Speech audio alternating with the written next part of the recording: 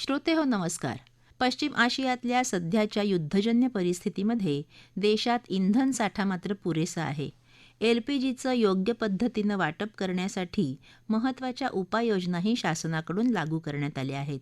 देशातल्या आणि राज्यातल्या सध्याच्या पुरेशा इंधन साठ्याबाबत आणि त्याच्या योग्य पद्धतीनं सुरू असलेल्या पुरवठ्याबाबत आजच्या आपल्या वृत्तविशेष कार्यक्रमातून आपण अधिक जाणून घेणार आहोत.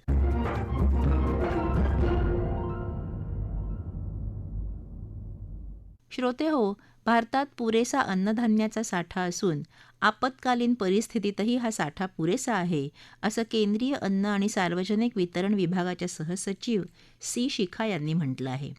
पश्चिम आशियातल्या घडामोडींच्या पार्श्वभूमीवर काल झालेल्या आंतरमंत्रालयीन पत्रकार परिषदेत त्यांनी ही माहिती दिली. देशात गव्हाचा आणि तांदळाचा पुरेसा अतिरिक्त साठा असून हा साठा अतिरिक्त साठ्याच्या मानकांपेक्षा तिप्पट असल्याचं त्या म्हणाल्या. Indonesia, Malaysia, Russia, Ukraine, Argentina आणि ब्राझील या देशांकडून सातत्यानं आयात सुरू आहे. देशात LPG आणि इंधनाचा साठा पुरेसा असून गेल्या 5 आठवड्यात 18 कोटी घरांमध्ये LPG सिलेंडर आणि 42 लाख व्यावसायिक सिलेंडर वितरित करण्यात आले आहेत. सध्या दररोज 50 लाख LPG सिलेंडर वितरित केले जात असून ऑनलाईन बुकिंगनं 97% टप्पा गाठला असल्याची माहिती पेट्रोलियम आणि नैसर्गिक वायू मंत्रालयाच्या सहसचिव सुजाता शर्मा यांनी दिली. LPG घेऊन येणारी ग्रीन संघवी आणि ग्रीन आशा ही आणखी 2 जहाजंही होर्मुझची सामुद्रधुनी ओलांडून भारताच्या दिशेनं पुढे निघाली आहेत. श्रोते हो, पश्चिम आशियातल्या बदलत्या भूराजकीय परिस्थितीचा जागतिक इंधन पुरवठा साखळीवर काहीसा परिणाम झाल्याचं बोललं जातंय. मात्र पेट्रोलियम उत्पादनांच्या सुयोग्य पुरवठ्यासाठी महाराष्ट्र शासनानंही तेल विपणन कंपन्यांच्या समन्वयानं व्यापक उपाययोजना केल्या आहेत. काल मुंबईत मंत्रालयात आयोजित संयुक्त पत्रकार परिषदेत महाराष्ट्र राज्य अन्न, नागरी पुरवठा आणि ग्राहक संरक्षण विभाग, कृषी विभाग आणि राज्यातल्या तेल विपणन कंपन्यांनी सद्यस्थितीचा आढावा सादर केला. याबाबत अन्न आणि नागरी पुरवठा विभागाचे अपर मुख्य सचिव अनिल डिग्गीकर यांनी अधिक माहिती दिली. राज्यामध्ये जेव्हापासून ही युद्धजन्य परिस्थिती झाली, आपलं गल्फमधनं जे येतं इंधन त्याच्यावरती काही मर्यादा आला आहे. विशेषतः LPG ज्याच्यावरती आपण गल्फ कंट्रीजवरती अवलंबून होतो, त्यामध्ये सुरुवातीला फार मोठी अडचण झाली आणि मग गव्हर्नमेंट ऑफ इंडियाने एक नोटिफिकेशन काढलं की आता डोमेस्टिकलाच तुम्ही द्यायला चालू करा, कमर्शियल आणि इंडस्ट्रियल बंद करा. कालांतराने परिस्थिती बदलत गेली. पेट्रोल डिझेलचं कुठेही टंचाई नाही, राज्यामध्ये साठा त्याचा भरपूर आहे. फक्त LPGमध्ये आता कमर्शियल सेक्टरला पण द्यायला सुरुवात केलेली आहे. साधारणतः 40% आपण कमर्शियल किंवा प्रायोरिटी सेक्टर, ज्याला आपण हॉस्पिटल म्हणू, रुग्णालय म्हणू, अशा ठिकाणी आणि हॉस्टेल्स अशा ठिकाणी आपण द्यायला सुरुवात केलेली आहे. हे ऑइल कंपन्या ज्या आहेत त्यांच्यावर रोज बैठक असते, एक अर्धा तासाची. परिस्थितीचा आढावा घेत असतो आणि कुठल्या सेक्टरला जास्त प्रायोरिटी द्यायची, कमी द्यायची, हा निर्णय आमच्याकडे घेतला जातो. श्रोते हो, राज्यात तुटवडा टाळण्यासाठी पेट्रोल, डिझेल आणि गॅसच्या साठ्यावर सातत्यानं लक्ष ठेवलं जात आहे. याबाबत शिधा वाटप नियंत्रक आणि नागरी पुरवठा संचालक चंद्रकांत डांगे यांनी अधिक माहिती दिली. पेट्रोल आणि डिझेलमध्ये आपल्याला पुरवठ्यामध्ये कोणत्याही प्रकारचा विपरीत परिणाम झालेला नाही. मागील आठवड्यामध्ये पेट्रोल पंपावर ज्या रांगा लागल्या होत्या त्याचं कारण ते पॅनिक बाईंग होतं. लोकांना वाटलं की ते लॉकडाऊन लागणार आहे म्हणून नुसतं लोकांनी पेट्रोल डिझेलच नाही तर बऱ्याच लोकांनी किराणासुद्धा भरून ठेवला होता. पण आता आपण बघत असाल तर पेट्रोल पंपावर गर्दी दिसत नाही. त्याच पद्धतीने सुरुवातीला LPG सिलेंडरच्या बाबतसुद्धा पॅनिक बुकिंग झालं होतं. पण आता जसं जसं पुरवठा सुरळीत होत आहे तसा एजन्सीमध्ये सुद्धा आता रांगा कमी दिसत आहेत. आपण सर्वांनी सुद्धा ते अनुभवलं असेलच. गव्हर्नमेंट ऑफ इंडियाच्या पहिल्या डायरेक्शननुसार फक्त डोमेस्टिक कन्झ्युमर्सना सप्लाय देण्याचं डायरेक्शन होते. त्याप्रमाणे कमर्शियल सिलेंडर्स बंद करण्यात आले होते. कमर्शियल सप्लाय जो आधी होता तेवढा देऊन नंतर पण नव्याने कोणत्याही कमर्शियल सिलेंडर इश्यू करण्यात आले नव्हते. गव्हर्नमेंट ऑफ इंडियाने कालांतराने वेगवेगळे ऑर्डर काढले. त्यामध्ये फर्स्ट 20% कोटा हा इसेन्शियल सेक्टरसाठी इश्यू केला होता.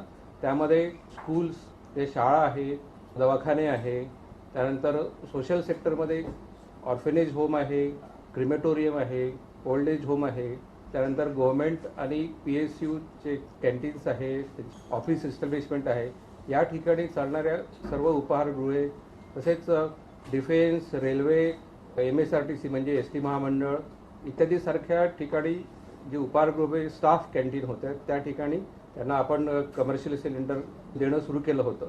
त्याचप्रमाणे डिफेन्सशी रिलेटेड सेक्टर्स होते त्यांना सुद्धा आपण कमर्शियल सिलेंडर फर्स्ट फेजमध्ये सुरू केलं होतं. सेकंड ऑर्डरमध्ये त्यांनी आणखी 20% कमर्शियल सिलेंडरचा कोटा रिलीज केला होता. त्यामध्ये restaurant, dhaba, canteen, community kitchen यांना सुद्धा प्री वॉर कंडिशनमध्ये जे कन्झम्पशन होतं त्या कन्झम्पशनच्या 20% इतका पुरवठा करण्याचे आदेश देण्यात आले होते. फक्त ते आदेश आजही कायम आहेत. फक्त त्यामध्ये प्री कंडिशन होतं अशी आहे की त्यांनी त्या इस्टॅब्लिशमेंटनी जवळच्या एजन्सीकडे जाऊन रजिस्टर करायचं आहे आणि त्या एरियामध्ये जर PNG नेटवर्क आलेलं असेल म्हणजे पाईप नॅचरल गॅसचं नेटवर्क आलं असेल तर तिथे रजिस्टर करायचं आहे आणि नेटवर्क नसेल तर मग तसं त्या OMCकडून त्या ऑइल कंपनीकडून किंवा तिकडून असं लिहून घेऊन मग त्यांना आम्ही सप्लाय सुरू केलेला आहे.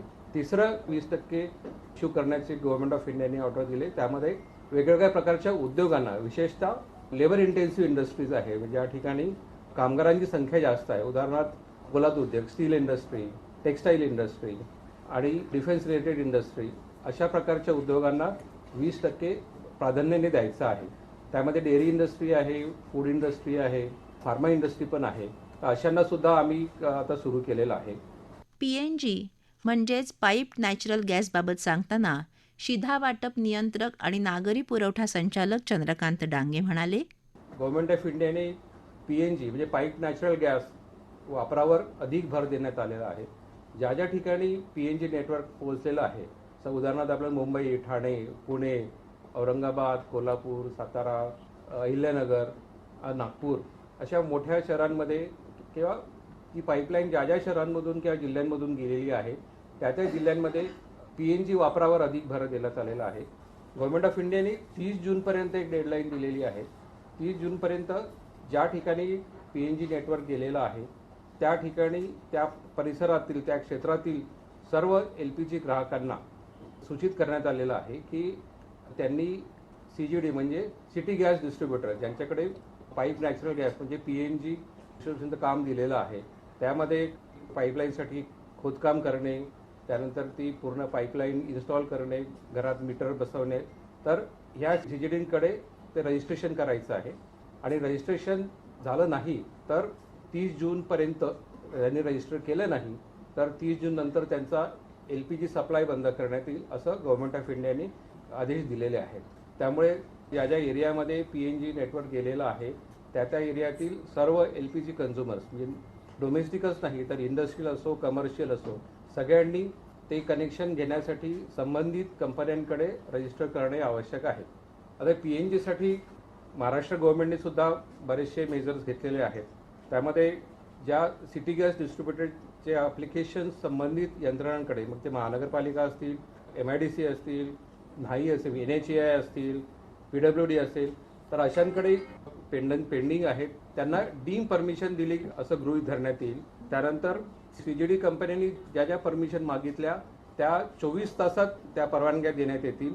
त्यानंतर अर्बन लोकल बॉडीज, नागरी स्थानिक स्वराज्य संस्था म्हणजे नगर परिषद आहे, महानगरपालिका आहे, यांनी यांच्या क्षेत्रामध्ये जे रस्त्याचं खोदकाम होईल त्या खोदकामाबद्दलची फी माफ करण्याचे जर त्या CGD कंपन्यांनी तो रस्ता किंवा जे खोदकामाचं क्षेत्र स्वतःच्या खर्चाने पूर्ववत केलं तर ते माफ करण्याचे पण आदेश काढण्यात आलेले आहेत. किंवा मग त्या संबंधित कंपन्यांनी जे करणं शक्य नाही तर शासनाने ठरवून दिलेल्या दरानुसार त्या यंत्रणेने ते काम करायचं आहे. त्यानंतर वर्किंग अवर्स कामाचे तास आहे ते पूर्ण 24 तास खोदकाम किंवा इतर कामं ते करू शकतात. त्यानंतर वर्किंग सीझनसुद्धा कुठल्याही वर्किंग सीझन आतापर्यंत पावसाळ्यात ते बंद असायचं पण आता परिस्थिती लक्षात घेता ते पावसाळ्यात सुद्धा सर्व ऋतूंमध्ये हे काम सुरू राहील.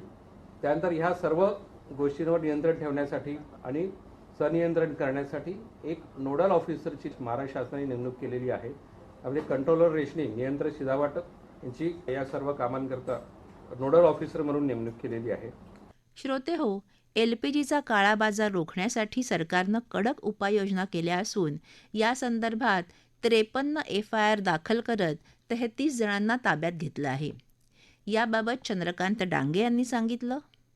या सर्व प्रकारात काही ठिकाणी ब्लॅक मार्केटिंग, साठेबाजी होत आहे हे लक्षात आल्यानंतर संबंधित जिल्ह्यांमध्ये किंवा संपूर्ण जिल्ह्यांमध्ये दक्षता पथकाची स्थापना करण्यात आलेली आहे आणि ह्या दक्षता पथकाच्या माध्यमातून गेल्या 1 मार्चपासून 5 एप्रिलपर्यंत एकूण 12,226 तपासण्या झालेल्या आहेत.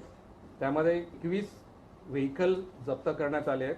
त्याच्यात 2 गॅस टँकर्स जप्त करण्यात आलेले आहेत. एकूण 2,930 गॅस सिलेंडर जप्त करण्यात आले. त्यानंतर 28,965 किलो LPG गॅस जप्त करण्यात आला आहे. एकूण 53 FIR करण्यात आले. 33 लोकांना अटक करण्यात आली. 2,40,71,674 इतक्या किमतीचा मुद्देमाल जप्त करण्यात आलेला आहे.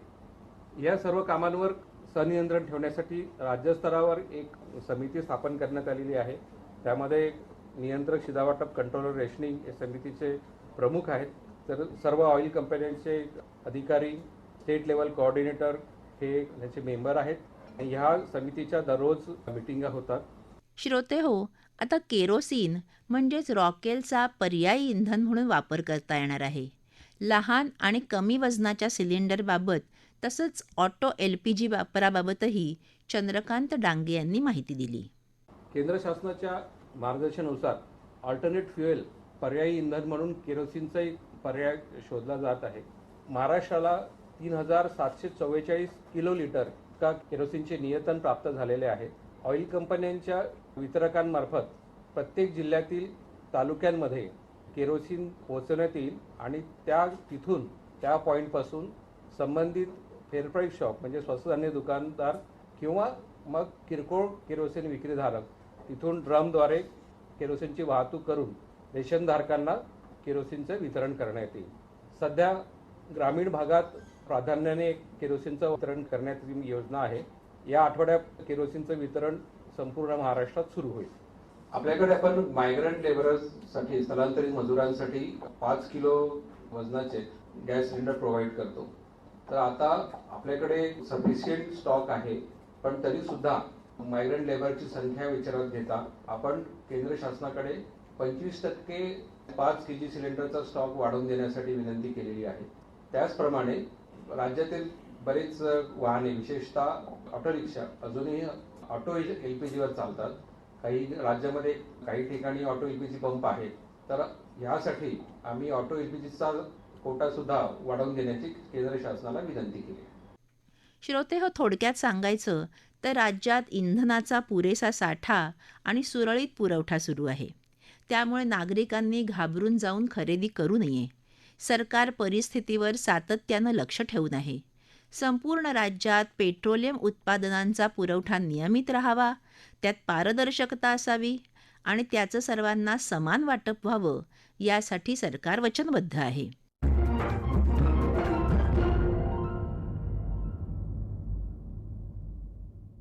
श्रोते हो, आपला वृत्तविशेष कार्यक्रम आपण न्यूज ऑन AIR या ॲपवरही लाईव्ह ऐकू शकता. यासोबतच आमच्या मुंबई एअर न्यूज या YouTube वाहिनीवर कार्यक्रमाचं ध्वनिमुद्रण आपल्याला कधीही ऐकता येईल. याबरोबरच आजचा वृत्तविशेष कार्यक्रम संपला. हा कार्यक्रम आकाशवाणी मुंबईच्या प्रादेशिक वृत्त विभागानं सादर केला. संपादक आणि सादरकर्त्या भावना गोखले, निर्मिती सहाय्य शीतल जाधव, लेखन आणि समन्वय राजेंद्र लेले आणि निवेदन नंदिनी मथुरे.